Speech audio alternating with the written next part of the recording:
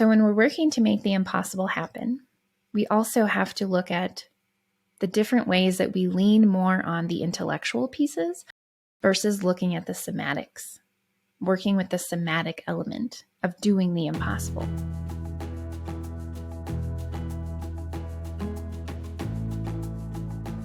Hey friends, welcome back to the Make It Inevitable podcast. I am your host, Stephenie Zamora, and today I want to talk about why motivation and inspiration aren't enough to make the impossible happen.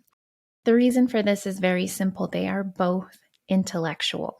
So inspiration is defined as the process of being mentally stimulated to do or feel something. And motivation are the reasons that one has for acting or behaving in a particular way. Both of these are intellectual. Both of these begin in the mind and will influence certain feelings and certain ways of being and action taking, but it's not enough.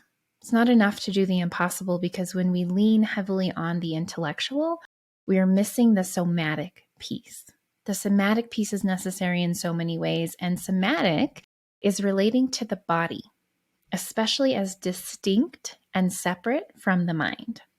So when we talk about healing trauma, we've talked about healing and growth a lot on this show. It's not enough for it to be intellectual because it's not working with the physical body, the somatic experience of trauma. When we have trauma, that's stored in our body. It's not in our mind. There is a mental piece to it, an intellectual piece to it.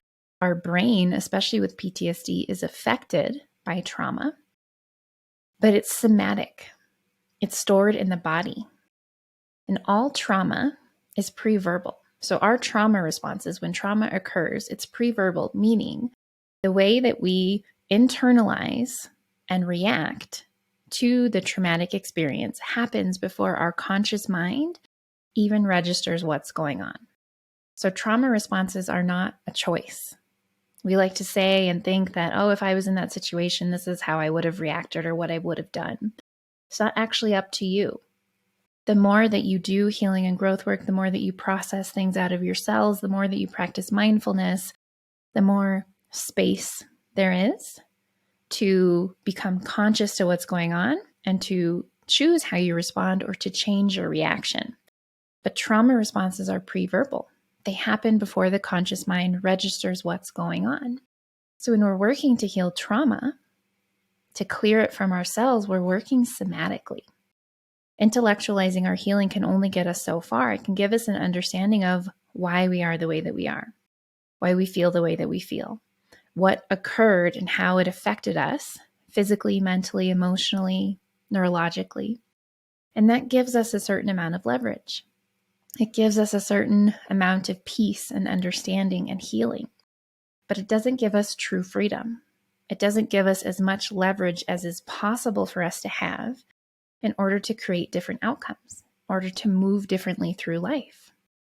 So when we're working to make the impossible happen, we also have to look at the different ways that we lean more on the intellectual pieces versus looking at the somatics, working with the somatic element of doing the impossible.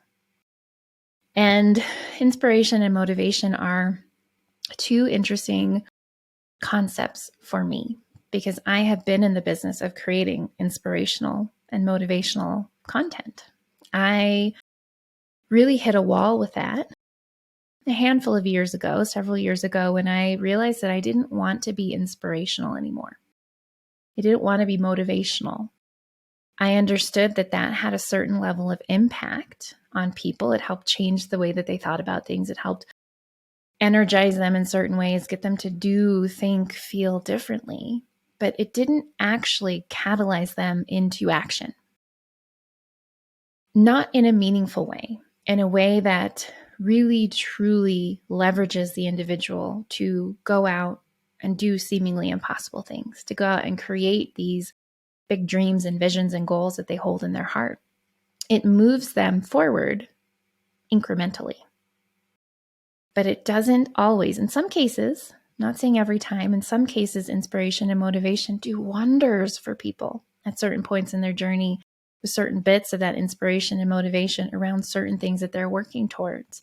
Sometimes it is the thing that you need to push you over the edge, just that little bit that you need so that you can get into motion around what matters. For most people, especially when we're deep in the depths of the underbelly of these journeys that we walk through, the challenging chapters, the big life transitions, the grief, the loss, the trauma, inspiration and motivation might give us a little burst, but that's about it. And sometimes inspiration and motivation, because generally a lot of the inspiration and motivation that we come across, it lacks context. And without context, it makes it difficult for us to discern, is this relevant for me? Is this actually useful and helpful for where I'm at? Or is it based on someone else's experience in a completely different situation?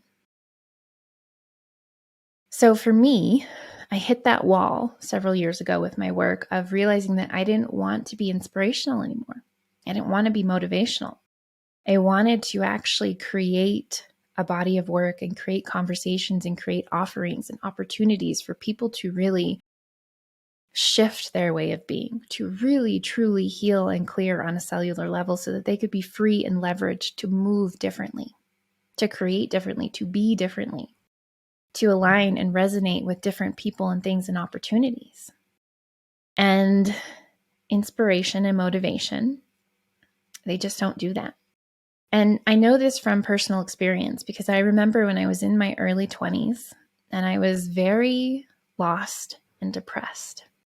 I had worked really hard to create the life that I was told I should want as an adult in the world. I went to college. I got my bachelor's degree in 3 years. I got an amazing job at a local graphic design firm, getting paid more than my peers who I graduated with. I had bought a townhouse with my high school sweetheart. And I was driving around in a shiny little car that was in my own name. So I had checked all the boxes that society tells us we should check. And I had done it younger than a lot of people do. I was only 20 years old. And I realized very quickly that that life wasn't for me. It didn't feel right. It didn't feel aligned. And I wanted to make a change, but I didn't know how. I was going through a lot of change and transition as a realization that the relationship wasn't right for me. The home wasn't right for me. The job and the career path weren't right for me. And I had worked so hard to achieve those things so quickly and so young, and they felt empty. And so I started to get really depressed and I felt really lost. I didn't know who I was. I didn't know who I was here to be. If it wasn't these things that I worked so hard to create, if it wasn't these things that everyone told me that I should want, that should fulfill me, that should make me happy and successful in all of this. And I got very depressed. And I would try to inspire and motivate myself to get back into action. I would come up with list after list of all of these things that I thought I needed to do, be, or have in order to be happy and fulfilled, in order to really, truly feel aligned in myself and my life. And all of it was intellectual. All of it was, well, this didn't feel good, so maybe this would. This is what seems to make other people happy. In other ways, maybe I should try that. Maybe if I lose the weight, maybe if I have these things or I achieve those other things, maybe then I will really be happy. And I would make these lists that were all of the things that I could do to really become my best, healthiest, and happiest me. And it was all intellectual. It was all based on externals. And I kept trying to change things outside of me. I kept trying to change the job, the partner, the living location. Just really focusing externally and trying to find this fulfillment and happiness that I thought I should have and wasn't getting from all the things I thought I was supposed to achieve. And I would get into this cycle of planning, not doing anything, beating myself up, getting inspired and motivated, planning, not doing anything, feeling crappy and giving up, finding inspiration and motivation. And I hinged so much on the hit that inspiration and motivation gave me. And for me, particularly as a creative, I was reading blogs of other people who were writers or creators or artists. I was on Etsy back when Etsy was fairly new, and I would go to all the shops and I would see what other people were creating, and I would read the blog that they had at the time, which they may still have, where they shared the stories of certain shops and creators, and they would take you into their studios and they would share their process and their work. And I would consume all of this. And I would Google around and I would find just cool things that people were doing in business or life or creatively. I would get inspired. I would get inspired by everything that I saw because I was mentally stimulating myself to feel something, to feel lit up, turned on, activated by what I was seeing other people doing and outside of me. And that inspiration would shift into motivation. So it would become my reason for acting and behaving. And that action and behavior was to then make all of these plans, all of these grand plans where, okay, I figured it out. I'm inspired by this. I'm now motivated to create a plan. I'm going to go out and I'm going to make my art. I'm going to write my book. I'm going to get in the best shape of my life and run a half marathon. I'm going to move here, do this or that. And I would have that pattern of inspiration, which led to the motivation, which led to the planning. And even if I would take some small steps on some of those plans and goals, I would never really get anywhere. I wasn't motivated from an internal, a deeper, more purposeful space. I was activated, stimulated, lit up, turned on by the inspiration that I was finding from the world around me, which can be great. There's nothing wrong with inspiration and motivation on their own. But when we use them to boost ourselves, it's rarely as fruitful as we think it's going to be. And then we get into this cycle of getting inspired, getting motivated by that inspiration, and taking a step forward. Or like me, a lot of people make all the plans. They get all the big ideas and they make all the plans. But there isn't any real motion. And even if there is motion, it seems like we can never get traction. And that's because we're not doing the somatic work required to create what we desire. For me, that somatic work was to actually get tuned back into my body and my intuition, and to be led by my intuition, my inner guidance system, my visions, my desires. And yes, the way that my energetics are wired, I am meant to respond to external stimulation. There are certain energetic types and personality types that generate their own ideas, generate their own big visions. They don't actually have to respond to anything, even internally or outside of them. It's like that just comes through.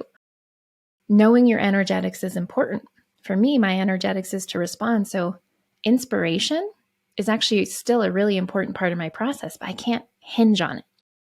None of us can, because the somatic piece is being tapped into the body and really feeling from the body and your intuition what feels aligned for you, feeling that genuine excitement versus being mentally stimulated by things outside of you. And additionally, the somatic work of healing and clearing anything that's keeping you from actually getting in motion in such a way that you gain traction. And you actually show up differently in the world. You actually move on the things that you are saying you're excited about and that are important to you.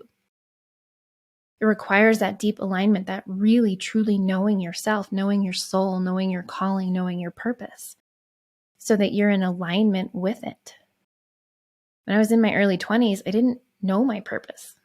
I wasn't living in alignment. I was aligning with things outside of me, aligning with who I thought I should be. Even when I built the perfect little life that everyone says that we should all want, and I realized that's not for me, I was still out of alignment with my truth. I was trying to align with different identities and personalities, different ideas of success, happiness, fulfillment. So we have to do that inner work of coming home to ourselves. And in order to do that, we have to do the somatic healing work to clear any blocks we have that keep us from being able to really tune into our truth. Is there fear of showing up fully expressed?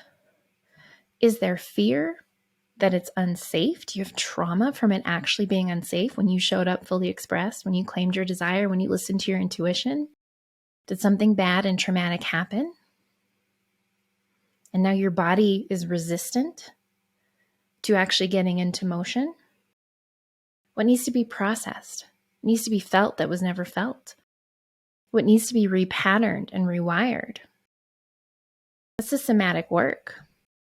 It's not enough to understand your traumas and your blocks and how they're impacting you. It's not enough to have that mental stimulation to do or feel a certain way, to have that activation, that mental intellectual activation. It's not enough to have reasons that stem from that information, from that inspiration. It's the somatic piece that will trip us up. That's what tripped me up. It wasn't safe for me to use my voice. It wasn't safe for me to follow my intuition, and I had become so accustomed to not even listening to it that I couldn't hear it. I had to rebuild that relationship to my body. I had to slowly heal the traumas that kept me from having a relationship to my intuition, that kept me from being able to trust myself. And especially when we're talking about doing the impossible, doing the things that feel so big and exciting and scary and impossible to us. If you're not addressing the internal somatic blocks and traumas that are stored in your cells, it's really hard to actually move on these things, to actually show up and use your voice, to actually put paintbrush to canvas, pen to paper, to actually go out and try the new industry, to be a beginner in a whole new creative outlet, to learn new things, to be judged, to show up fully expressed. This is the somatic piece. Inspiration and motivation are not enough. They are tools at the right time in the right context. They can also be incredibly damaging. So we'll see a lot of inspirational and motivational memes, and there is truth to all of them. There is good intention to all of them, but they are so frequently shared without context. Who wrote this and why? What does this actually relate to? When does this work and when does it not? And when we don't have that context, it's very easy for us to feel like something's wrong with me that I can't just put my mind to it. Mind over matter. Mind over matter. And if you really wanted it, you would. We read the inspirational memes and we think, okay, yes, I can do it. I'm inspired. I'm motivated. And then we don't do it. And what happens? We beat ourselves up. We tell ourselves stories, usually our core wound stories. Then we go back to our winning strategy, which pushes what we desire further and further away because we're operating from a way of being that says only some things are possible and others are not. It's too hard and scary to do what I need to do to move in that direction, to actually take action. Oh my God, I'm such an idiot. I can't seem to do it anyways. Look at all these people on social media with their inspirational quips. It's not working for me. Something must be wrong with me. I must be broken.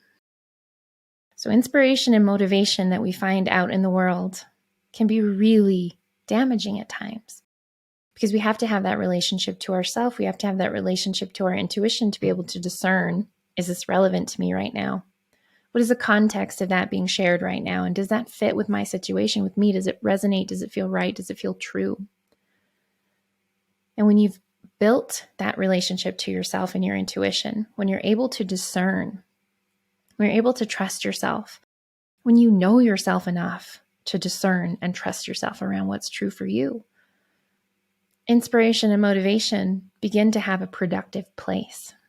So I can see bits of inspiration in the world, and that can motivate me to take action. But I am able to discern between when something is right for me and when it's not, when it's really aligned for me and my purpose and my calling.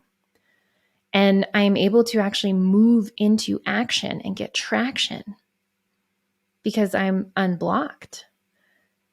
I've healed the traumas and I'm willing and able to heal any other traumas or blocks that come up.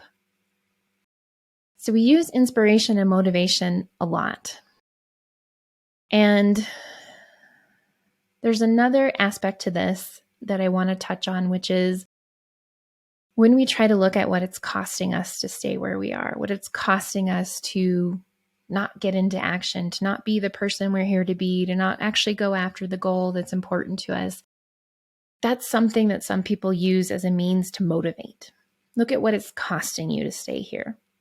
It's not enough to know what it's costing you.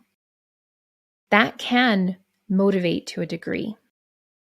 But if you're blocked on a somatic level, if you have trauma, if you have unresolved grief, unprocessed emotions, a limiting belief system, a subconscious winning strategy that goes against you taking the actions that you want to take, it doesn't matter if you understand what it's costing you. It doesn't matter how inspired or motivated you are.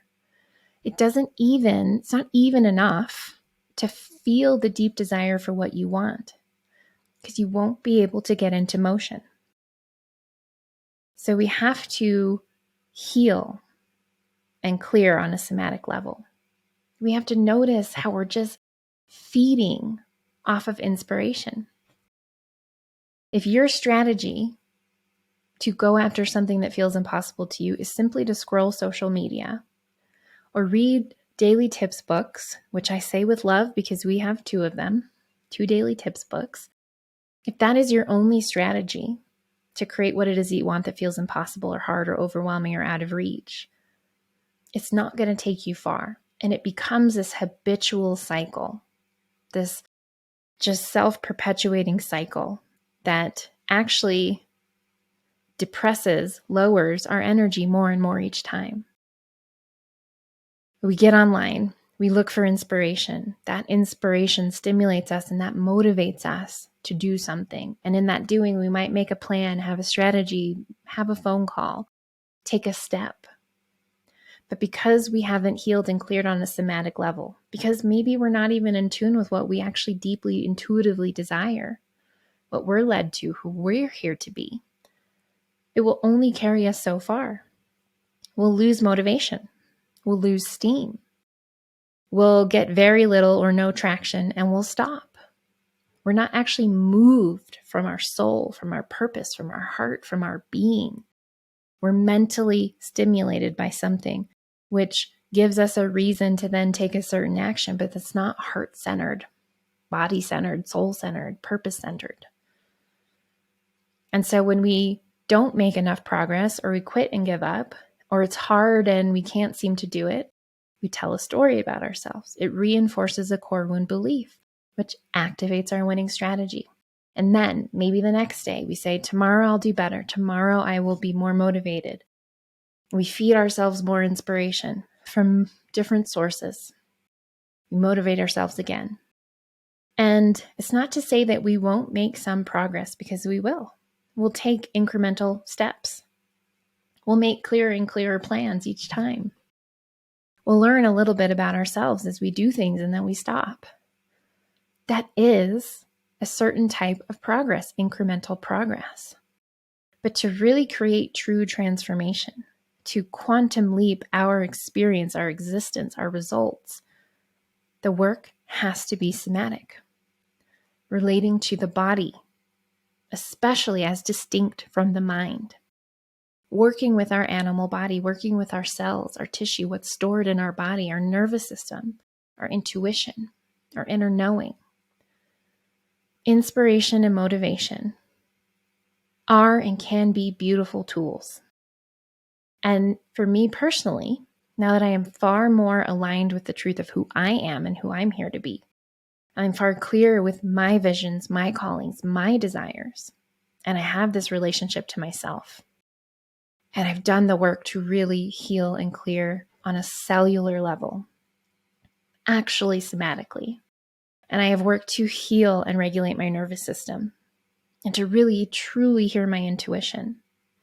Inspiration and motivation serve me in very productive ways, because I'm not just taking in this inspiration from every which way and only intellectualizing it. I'm running it through the filter of my intuition, my discernment. I'm holding it against what I am intuitively, divinely, purposefully called towards. And that helps me use it in a productive way that's aligned with what I want to create. And that motivation can actually move me into motion in really productive ways, where I'm taking massive steps towards what it is that I want versus little baby incremental things. Because it's intellectual stimulation, intellectual motivation without connection to purpose, to the body, to the intuition, to the heart, to the soul. So just notice, what is your diet of consumption? How much inspiration do you consume simply for the sake of inspiration and simply for the sake of getting that little hit of motivation every day?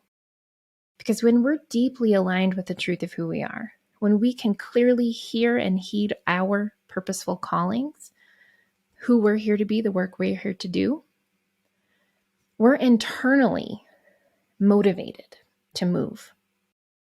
And we can even be inspired by our own internal experience, those divine downloads, that deep connection to self and purpose, that inner guidance and wisdom that comes through God's source. We can still feed from the outside in productive ways, but so much more of that inspiration and motivation comes from us, from within, from our purpose, from our callings. That is what we want. That is where it's really, really productive. So something that I would recommend if you really are getting that hit of inspiration and motivation from external sources and you're not getting anywhere with it, you're not really doing the somatic work, you're not really truly tapped into the truth of who you are and your purpose, go on a consumption diet. Don't read books. Don't scroll social media. Don't get on websites and blogs. Don't watch TV. Can you cut off all of that external stimulation, especially that which you draw consistently inspiration from, and take that time to be with yourself and your body, to work on healing on a cellular somatic level, healing your nervous system, healing your body, healing your traumas, feeling again, being present with yourself, connecting to the truth of who you are, what your purpose is, what your callings are. Do that instead. Give yourself a big window of time to do that. You might even find that you need to leave certain groups in real life, not talk to certain people and friends. How can you clear all of that away so that you can be with yourself? And if doing that and being with yourself is painful and scary and hard and uncomfortable, amazing. You're getting the gift of seeing where you're blocked, where you're stuck, where you have trauma, where you have fear and limiting beliefs, where you have stories about yourself. That's wonderful. Work with those things. Heal them, clear them, process them. Get support if you need it. But pay attention. That inspiration and motivation can and should come from within. And anything external should be supplemental and should very easily catalyze you into real, true transformational action because you already have that happening internally. And that's a somatic process.